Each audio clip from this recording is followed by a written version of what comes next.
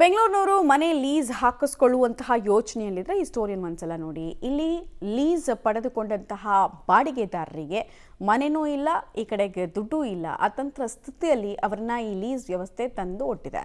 ಹಾಗಾದ್ರೆ ಲೀಸ್ ದೋಖ ಯಾವ ರೀತಿ ಆಗಿದೆ ಅನ್ನೋದ್ರ ಡೀಟೇಲ್ಸ್ ನೋಡ್ಕೊಂಡು ಬರೋಣ ಬನ್ನಿ.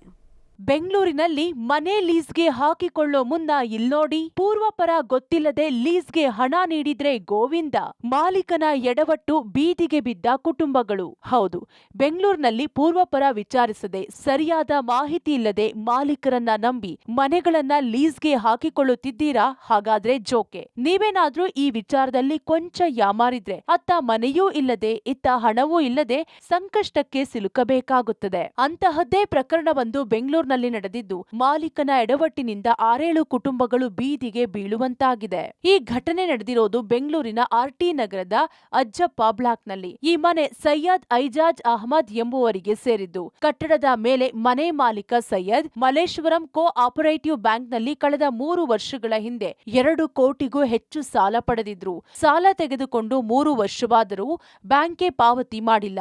ನಿಯಮದಂತೆ ಬ್ಯಾಂಕ್ ಸಿಬ್ಬಂದಿ ನಿನ್ನೆ ಬಂದು ಸಂಪೂರ್ಣ ಕಟ್ಟಡ ಸೀಲ್ ಮಾಡಿದ್ದಾರೆ. ಆದ್ರೆ ಮಾಲೀಕ ಹಣ ಕಟ್ಟದ ಪರಿಣಾಮ ಇದೇ ಕಟ್ಟಡದಲ್ಲಿ ವಾಸವಿದ್ದ 7 ಕುಟುಂಬಗಳು ಮಾಲೀಕನ ಎಡವಟ್ಟಿನಿಂದ ಬೀದಿಗೆ ಬಿದ್ದಿವೆ.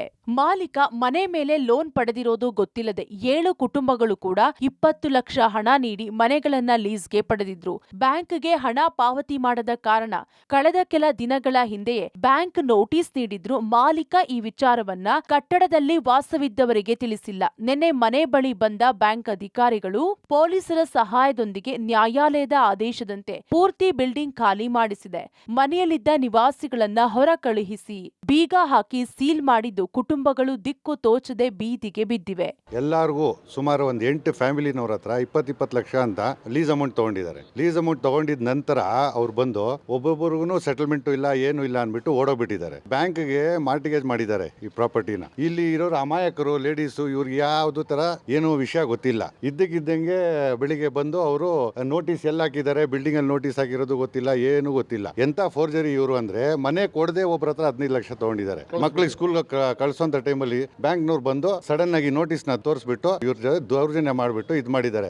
ಇಲ್ಲ, ನಮ್ಗೆ ಅದು ನೋಟಿಸ್ ಬರ್ತೈತೆ, ಅವ್ರ ಸೊಸೆ ಐತಲ್ಲ ಎತ್ಕೊಂಡು ಹೋಗ್ಬಿಡ್ತಾರೆ. ನಮ್ಗೆ ತೋರ್ಸೋದೇ ಇಲ್ಲ, ನಮ್ಗೆ ಗೊತ್ತೇ ಇಲ್ಲ ನೋಟಿಸ್ದು.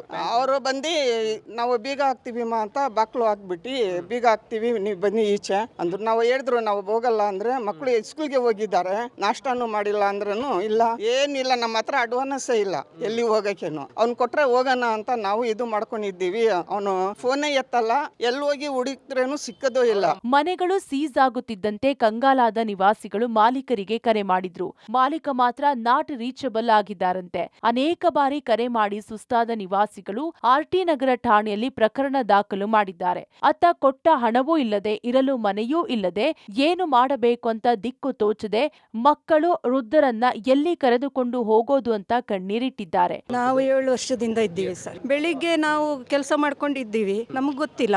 ಆಲ್ ಆಫ್ ಎ ಸಡನ್ ಆಯ್ತಾ ಕಾರ್ ಬಂತು, ಪೊಲೀಸ್ ಅವ್ರು ಬಂದ್ರು, ಬ್ಯಾಂಕಿಂದ ಬಂದ್ರು, ಎಲ್ಲರೂ ಬಂದ್ಬಿಟ್ಟು ಜೋರಾಗಿ ಬಾಕ್ಲು ತಟ್ಟೋದು. ನಾವು ಸೀಸ್ ಮಾಡಕ್ ಬಂದಿದ್ದೀವಿ, ನಾವು ಸೀಲ್ ಮಾಡ್ತಾ ಇದ್ದೀವಿ, ನೀವು ಹೊರಗಡೆ ಬನ್ನಿ ಅಂತ ಹೇಳಿದ್ರು. ನಾವೀಗ ಇದ್ದಿದ್ದ ಸಿಚುವೇಶನ್ ಅಲ್ಲಿ ನಾವು ಯಾವ ತರ, ನಾವು ತಿಂಡಿನೂ ತಿಂದಿಲ್ಲ, ಏನೂ ಇಲ್ಲ. ಅಷ್ಟು ಬೇಗ ಅವ್ರು ಬಂದ್ಬಿಟ್ಟು ಇಲ್ಲ ಹೋಗಿ ಬೇಗ ಏನಿರೋದು ನಿಮ್ದು ವ್ಯಾಲ್ಯೂಬಲ್ ಥಿಂಗ್ಸ್ ತಗೊಂಡು ಹೊರಗಡೆ ಹೋಗಿ ಅಂತ ಹೇಳಿದ್ರೆ ಯಾರ್ ಮನುಷ್ಯ ತಾನೇ ಅವ್ನಿಗೆ. ಮತ್ತೆ ಓನರ್ ಉಂಟಲ್ಲ, 1ನೇ ನಂಬರ್ ಫ್ರಾಡ್ ಅಂದ್ರೆ ಫ್ರಾಡ್, ಬರೀ ಸುಳ್ಳು ಮಾತು ಹೇಳ್ತಾನೆ ಅಷ್ಟೇ. ಬಂದು ನಾವು 1.5 ವರ್ಷ ಆಯ್ತು. ಪೊಲೀಸ್ ಅವರೆಲ್ಲ ಬಂದಿದ್ರು ಸರ್. ಬಂದಿದ್ದು 10 ಮಿನಿಟ್ಸ್ ನಿಮ್ಗೆ ಟೈಮ್ ಕೊಡ್ತೀವಿ, 10 ಮಿನಿಟ್ಸ್ ಅಲ್ಲಿ ನಿಮ್ಗೆ ಖಾಲಿ ಮಾಡಬೇಕು ಅಂತ ಹೇಳಿದ್ರು. 10 ಮಿನಿಟ್ಸ್ ಅಲ್ಲಿ ನಾವು ಏನಂತ ಮಾಡಬೇಕು? ನಮ್ಮ ಇದ್ದಿದ್ದೆಲ್ಲ 20 lakhs ನಮ್ಮ ಹಾಕಿರೋದು ಇದ್ದಿದ್ದೆಲ್ಲ ಅವ್ರು ಕೊಟ್ಟಿದ್ದೀವಿ. ನಮ್ಮ ಹತ್ರ ಇವಾಗ 1 ರೂಪಾಯಿ ಇಲ್ಲ. ಎಲ್ಲಿ ಹೋಗ್ಬೇಕು ನಾವು? 10 ಮಿನಿಟ್ಸ್ ಅಲ್ಲಿ ಈ ಖಾಲಿ ಮಾಡಿ ಅಂದ್ರೆ ಏನ್ ಮಾಡಬೇಕು? ಆಚೆ ಹಾಕ್ತಿವಿ, ಇಲ್ಲಾಂದ್ರೆ ನುಗ್ಗಿ ನಿಮ್ಗೆ ಆಚೆ ತಳ್ತೀವಿ, ಏನಾದ್ರೂ ಮಾಡಿ ನೀವು ಹೋಗ್ಲೇಬೇಕು. ನಮ್ದು ಆರ್ಡರ್ ಬಂದಿದೆ, ಆರ್ಡರ್ ಮೇಲೆ ನಾವು ಹೋಗ್ಬೇಕು ಅಂದ್ರು. ನಾವ್ ಏನಂತ ಮಾಡ್ಬೇಕು, ಎಲ್ಲಂತ ಹೋಗ್ಬೇಕು ಸರ್? ಒಟ್ಟಾರೆ ಮಾಲೀಕ ಮಾಡಿದ ತಪ್ಪು ನಿವಾಸಿಗಳನ್ನ ಬೀದಿಗೆ ತಂದಿದೆ. ಬೆಂಗಳೂರಿನಲ್ಲಿ ನೆಮ್ಮದಿ ಜೀವನಕ್ಕಾಗಿ ಕೂಡಿಟ್ಟ ಹಣವನ್ನೆಲ್ಲ ನೀಡಿ ಮನೆ ಲೀಸ್ಗೆ ಪಡೆದು ಈಗ ಮನೆಯೂ ಇಲ್ಲ, ದುಡ್ಡು ಇಲ್ಲ ಅನ್ನುವಂತಾಗಿದೆ. Raghu, public TV, Bengaluru.